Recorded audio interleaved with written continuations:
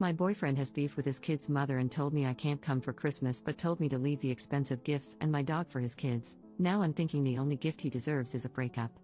Posted by you/AnySwimming2309. If you look at my post history, I, 37F, escaped a violent man a while ago and got back with an ex, 40M, who was cold but at least not violent. However, he is lazy and passive, and there was too much family drama. He has 2 kids, 8 and 10. Now, I am back in the drama. He also never told me he loved me, but that is beside the point. His kid's mom has always been awful to me, and he never stands up for me. We broke up when she screamed at me as I came with him to pick up the kids, threw me out, and he didn't say anything. It was literally my first interaction with this woman. There is no history that I know of. I don't recall ever meeting this woman, let's call her Susan, 39F, before I dated Phil, and to my knowledge, I have no mutual friends with her except my hairstylist, who is a nice woman. She honestly freaked me out, coming at me screaming during our first meeting. They have been divorced for 7 years, so it's not like it's new. Anyway, we are back together, and initially, I was invited to his Christmas dinner. I grew up in a cult and have no family since my disabled mother died. He knows this. Now, Susan is insisting that he cannot see the kids at all if I am there, so he asked me to find something else to do on Christmas. While we only recently got back together, we were together for a year before that, but again, no I love you, and I felt more like a friend to him. Sometimes, I wondered if he's gay and I was his beard.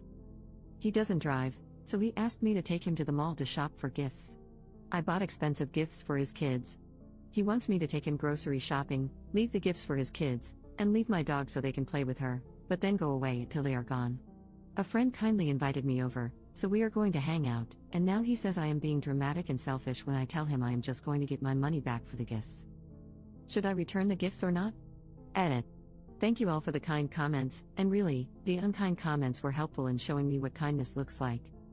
To answer people's questions, I have only been free from my controlling, narcissistic mother for 4 years, even though we escaped the cult 10 years ago. So I am still really learning to cope. I am in therapy, but my therapist's focus has been to help me build and maintain relationships with people, so she tends to explain how to see things from the other person's perspective. Her suggestion was that I can leave but also maybe have empathy for Phil's lack of emotional intelligence and grow a thicker skin. I might need a better therapist.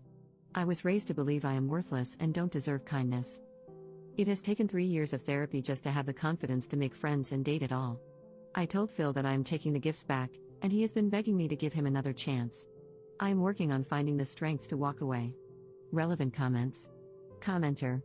Who has primary custody of the kids? Ops response. Susan has full custody because Phil was involuntarily hospitalized during a manic episode a few years ago, before we met. She painted him as unfit because he's bipolar, and he's afraid to go to court. He also only pays child support erratically. Update 3 days later. I was shocked that everyone said my boyfriend was wrong. I really thought most people would be team baby mama and tell me I'm awful for not cooperating with being asked to leave expensive gifts and my dog for Phil's kids on Christmas, but leave the house, as I was not allowed. Because that's what most of my friends, okay, I have 5 friends, told me. They said relationships require work and compromise, and that Susan and the kids must always come first. They even suggested I help cook dinner for them. Most of my friends are actually my late mom's friends, women over 60. I started therapy when I was cripplingly shy, and to defend my therapist, it's only thanks to her that I stopped sitting alone in my house, totally isolated, and learned to connect with other people. While I appreciate the suggestion to be alone for a while, I have been super isolated most of my life, and dating again was actually huge progress for me that we worked on for months. I told my therapist that Phil crossed a line and that I don't want to save my relationship with him or my friends, I want to improve my self-esteem. Her emphasis has always been on avoiding isolation at all costs and learning to endure other people's imperfections. She agreed that this Christmas incident was really bad. I am still processing all of this. I am surrounded by people who encourage me to be a doormat, and I am still shocked by what others thought. I really believe that Phil and Susan were right, and 48 hours is not enough time to process that maybe my whole worldview is totally messed up. I went to my friend Mary's house and realized that she's maybe my only real friend. She didn't judge me, told me Phil is nuts, and we had a great time with her family. I left my dog with a neighbor since her oldest is nonverbal and can be unsafe with animals. I sent Phil a Venmo request for the money I spent on gas and gifts, and he paid it. Phil threw Susan out at 2 p.m. and begged me to come home. I got my dog back from the neighbor, took out the cheapest gifts, and he made his kids thank me and play with the presents, which felt very awkward as he tried to beg them to engage with me while they were on their phones. We hung out with his kids for an hour. Susan came back and refused to get out of her car. Now Phil is telling me he loves me, wants to marry me, etc. I don't know what to do. I have been reading nonstop about narcissistic abuse these past few days. I am realizing that Phil is just like my mom, and that this is maybe what she did, hoovering. But again, I am fighting to stop being totally isolated, which I was for years after leaving the cult. I had no friends, never dated. It's laughable how many people accused me of desperately needing a man. Phil is my first boyfriend, and we met when I was a 31-year-old virgin with no friends. So yes, being alone is grand, but I have been alone all my life and fought hard to stop wanting to be alone. Learning to talk to people outside of work topics, developing social skills, etc., has been a huge battle.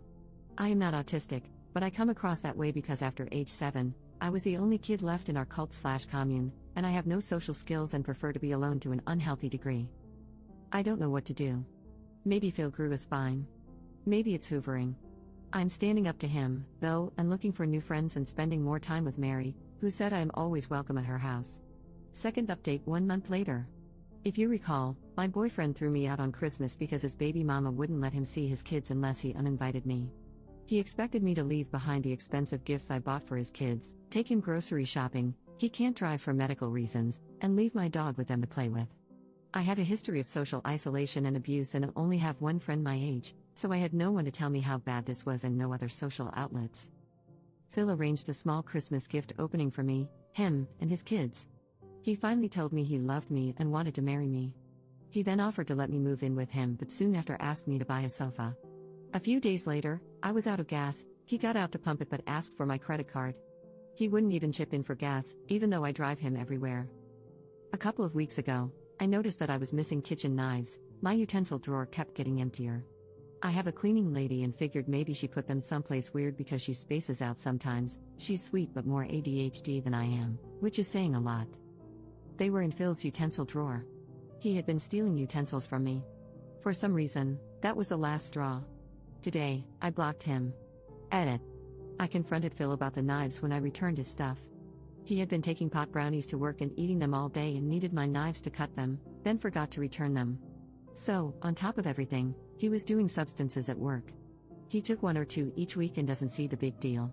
But I've also found empty food boxes in the cabinets where he ate everything and put the box back, so I think he's been stealing deliberately and will probably find more things missing. Edit 2. So apparently, this post made Best of Reddit and also a YouTube channel. Questions and some lovely advice have come in. First, thank you for the kind advice and suggestions.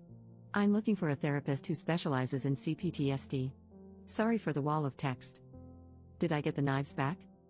No, they are $10 worth of dollar store knives, and contacting Phil and risking him love bombing me when I'm still fragile is not worth $10 of crap. He would probably lie and cause drama if I did, not worth it. I need to grow up/grow a spine/ I am so desperate for a man. I was raised to believe that I cannot survive on my own. This was taught to us by our leader, an older woman who preyed on lost younger women and ran a small commune. My mom told all her friends that I wouldn't make it on my own and that they needed to watch out for me. Every day, all my life, I was taught that I literally cannot safely exist independently. This is hard to deprogram when the same people are still in my life. Phil was one of the first people to befriend me and teach me life skills. He's not just any man to me but the person who taught me how public transportation works, how to drive, how services like trash pickup work, introduced me to pop culture, and didn't mock me. Therapist competence. One comment on r/best of Redditor updates opened my eyes. My therapist, whom I see twice a month because that is all my insurance covers, has no idea how broken my frame of reference is. I didn't, until Reddit pointed it out. She mostly treats people with BPD and tells me I'm catastrophizing and blowing things out of proportion when I complain that my boyfriend is cold or that a friend criticized my party in front of other people. But when I tell her, word for word, blow by blow, what someone actually did that I labeled as rude or cold, she often responds, "That is totally unacceptable." I don't think I have explained to her clearly how bad these people have acted because I didn't realize how bad it was. I thought these were normal problems, so that's how I framed them to her, causing her to think I'm a whiny baby. How broken my frame of reference is. To those harshly judging, I had no exposure to mainstream media and had never been to a movie theater, on the subway, or on a plane until I was 30. People rejected me because I was weird and asked weird questions. So I became very dependent on the few people who first befriended me when I entered the normal world. I really want to thank the people who helped me understand how bad this all is. I don't know exactly where to go from here, but I joined a crochet group, and I'm getting a second dog.